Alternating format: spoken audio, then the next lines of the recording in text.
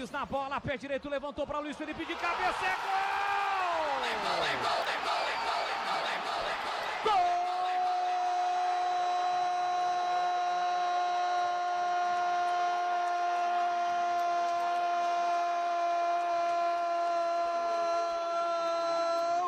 Da Ponte!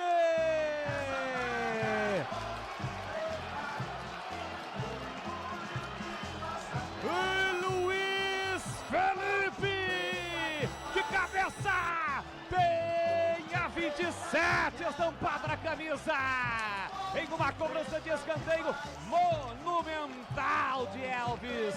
Luiz Felipe escapou da marcação e tocou de cabeça um toque fatal, fulminante, sem chances para Dalberson.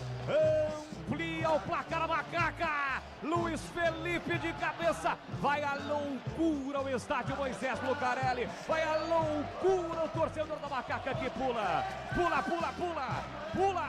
Pula mais alto. Pula e sai do chão, Macacada. Olha lá o povão festejando. Olha lá a galera vibrando porque balançou. Balançou a rede. É gol e é gol da Macaca. Luiz Felipe de cabeça amplia o placar do derby, coloca o seu nome na história do derby campineiro. Luiz Felipe, 30 minutos de bola rolando no segundo tempo. Solta o grito, grita comigo, Macacada. Tá registrado no derby 212.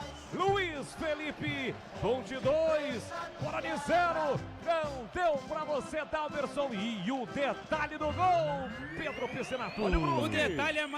O detalhe é mais uma cobrança com muita maestria do Elvis. O camisa 10 da Macaca coloca a bola como se fosse com as mãos na cabeça do Luiz Felipe, que subiu mais alto que toda a defesa do Guarani para mandar a bola para o fundo das redes do Dalberson e incendiar os mais de 17 mil torcedores presentes no Majestoso. Luiz Felipe coloca o seu nome no derby campineiro e coloca a Ponte Preta também na final da Série C, Leandro Bolles.